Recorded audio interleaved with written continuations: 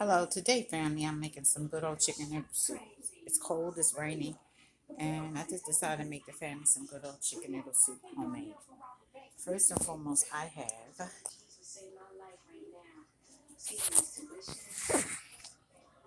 cut chicken, broth, chicken broth, and fresh carrots, zucchini, garlic. You have to have your garlic. Mrs. Dash. Some other little seasonings I have. I keep fresh vegetables. You have to keep fresh vegetables around. And I love fresh garlic.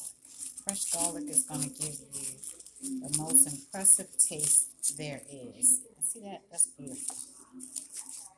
Okay? Love produce. Beautiful. And some fresh onions.